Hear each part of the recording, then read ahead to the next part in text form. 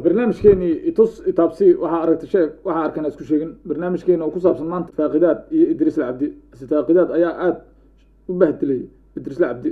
asigoo ka duubay fiidiyoyo baranka camal lagu suubinayo ka bacdina Idris lagu ciyaarayo Idris oo u baahday faaqidaad dadka qaar markaa u baahato way kugu ciyaarayaan waxaa dareemi kartaa waa baxay Sweden oo tagay asigoo ka masaysan ninka Umar Kirish ahay ayuu wuxuu damcay inuu heeso soo qaado heesahaas oo ku soo qaadayo Sweden ayaantana waxaa heesaha cod ka qabto Asad Faqadiid oo wiil aad iskaga kaftan badan ayaa fursad ayuu ku gaadayay hadda ka hor markuu YouTuber-ka ahay oo intuu heeso badan soo saaran ayuu Idris Ladan ka yeeshtay Idris Ladantii u diiday maantana fursad ayuu ku helay marka uu fursadda ku helay ka bacdi maxaa ku dhacay aan ku falaqaynaynaa hadda Idris oo Sweden joogo sababtu uu aastay muxuu ka doonay Sweden maxaa kala dhaxeeya Asad Faqadiid shimay isbarteen arrimahaas iyo arrimo kale ayaa wuxuu ka codsaday Asad inuu niyo heesan suubinaya ninaan dagaal igala dhaxeeya Austria isla joognaa ninkaas wuu dhibay niyo way hadda ka hor is dagaalnay waa nin dabeecad xun oo shaki badan marka waxaa rabaa niyo heesa fanaan naqdaa rabaa maadaama aan YouTuber ah inaan show qabsadaan rabaa ninkaas hadda ka hor show badan uu qabsaday ninkaas way u kala kacsan tahay niyo marka inay caawisaa rabaa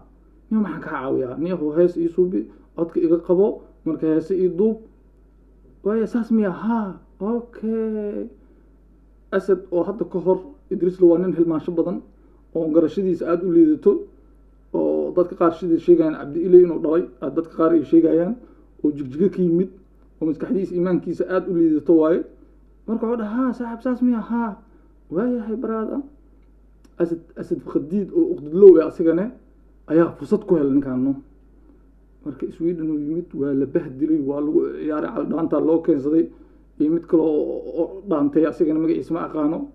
magaciisa waa ii gambiyo oo Asad Faqadiid ay saaxiib yihiin ay dhaanta wuxuu bilaw dhulanka gada iyo Kenya ala kala kicinaha iyo sheekooyin oo wuxuu bilaw dhulan gada iyo ninku waa lagu ciyaaray waa lagu bahdilay Sweden sharaftii ikraamada loo qaaday Asad Faqadiid ka bacdi wuxuu dhahay barankiya kugu suubina marka Soomaalidan waxa qofka marka dan uu ka leeyahay kan kale oo danta laga leeyahay kan kale oo danta leh uu ku ciyaarano soo rabo ku yeeshtaa uu ku ciyaaray uu bahdilay uu ku dheedheelay ninkan wuxuu taagay danta mas'aal uu joogta inuu fanaan noqdo rabo moogta fanaanimadii marka waxay la gashay qof oo hadda ka hor uu xumeeyay waxa la yiri moogta xaasidka aqli ma leh xasuusna ma leh la moogta Idris inuu xaasid yahay shaka kuma jiro oo hadda ka hor waa Jumca raalo inuu caawiyo wuxuu dhahay hadee su'aashu waxaan ka duubay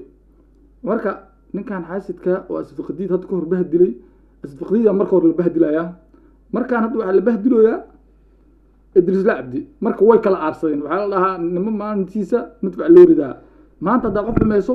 adigana biriyo fursad ku gaada marka biriya u baahan kartaa qof iska xumeen bila aadka lama xumeeyo marka hadii adiga qof ayso waa lagu aaya hada qof amaanto waa lagu amaana hada qof wanaajiso waa lagu wanaajina hada qofka wanaajisay arabto sida uu wanaajisay inay ahaato ma aha qofka danka leeyahay inaad danta kula digsato Asad Faqadiid marka waxa ku leenahay Idris ku soo maanta wuxuu kaaga baahday Sweden oo ku yimid marka hore oo aan wuxuu ku qalad ku galay inuu ku dhaho niyahow ii imaaw Idris wuxuu dhahaa Asad ii imaaw hees gadub wuxuu yiri kugu imaaday dabaal ma taaniyo nin cawaana ma taada dan leh imaaw markuu ku yimid martida waa la sooraa marka ku dheedeelin Sweden ha ku bahdilin ninkan dabaal waaye qolkiisu ku dhex jiray marka Asad Faqadiid saaxiibkeen farsiina ku soo direena maadaama aad tahay dadka qaar si sheegeen qof xoogaa wadada yara ku haysan ogiyo waa nin fiican tahay nin oo wiil dhalinyaro tahay oo kaftan badan oo bulsho badan oo dabeecad badan marka ninkan qolku ku jiray jigjigu ka yimid marka dadka qaarna waxay sheegayaan in aflagaadeena marabo Cabdi Ilay dhardada dhahooyo Idris laha marka ninkan niyahow maadaama qofku wixii rabo hadalo dooro dhalaha dooro doofara ahaado adi wax ka ma gelin ninkan martida waxaan ka wadaa qofka markuu marti ku yahay Sweden uu kugu yimid heesta ka duub niyo heestan xaasnimaha ugu duubin ninka bahdilnada ka dhaaf hadii Sweden hal shisheey ina meelaha wadoodo ku ciyaaroosid marka ninkan nin hadal badan yaqaan ma qolkiisu ku dhex jiray hadda ka hor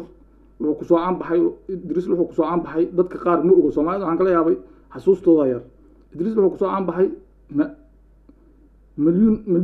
milyuun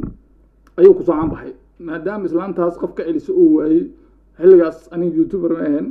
marka ninkan soomaalida dadku isku firsaan war qofkan waa kaa weyn tahay ha ku ciyaarin fiidiyodeeda ha soo qaadanin qof qabato la waayay ninkan maadaama uu xaasid yahay oo dhaqan etoobiyaan leeyahay oon bilaadan ahayn oo dadka qaar way isku haystaan qaar ba waxay kuu sheegeen qaar waxay ku leeyihiin cabdi ilay isleeyihiin qaar waxay ku leeyihiin meel kale oo ka yimid qaar kale etoobiyaan way ku leeyihiin qaar waxaan dhalay ku leeyihiin hebel markaasay u taalaa iyo shaqadiisa marka waana barnaamijkeenii itus itaabsii asfaaqidaad fartiinta waan kuu soo dirnay ninka bahdilada ka dhaaf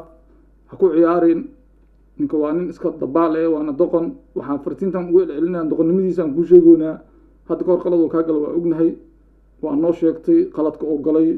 inuu hadda kahor aan dhahda nin yahow share app isuubi youtube-kii kala kici oo kuu kala kici waayey maanta fursadaa ku heshay marka bahdilada ka dhaaf xoogaha niyo xoogaha ka badan marka iskaga naxariiso waa iska saasaan isku ognahay waana barnaamijkeenii xaqiiqda iyo xaqa sheeg waana barnaamij markasta runta looga hadlo dadka aan hadli karnaa loo hadlaa dadka oo aflagaadeeya ayaa jawaab la siiyaa marka waana barnaamij xaqiiq iyo xaq looga hadlo hordhiciisana waxaa la dhahaa itus itaabsii waxaa aragta sheeg waxaa arkin ha isku sheegin marka asxaabta cusub oo nagu soo birtay aada u mahadsantihiin aadaan iisoo dhaweeyeynaa subscribe-ta yaan la moogaan like-ta yaan la moogaan share-ta yaan la moogaan doqomadana guryahooda ugu geeyo kuna sheer karee bye bye